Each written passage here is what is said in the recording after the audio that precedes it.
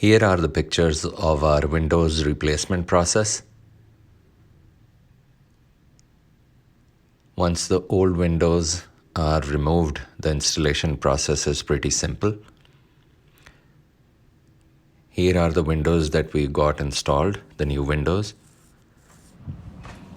And in this video, you can see within 30 seconds, 2 Windows can be installed once the old Windows have been removed. The installation process is simple. The new Windows are snapped in place.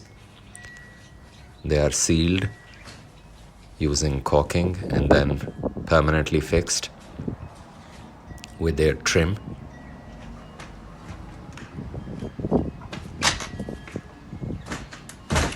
And in this last picture, you can see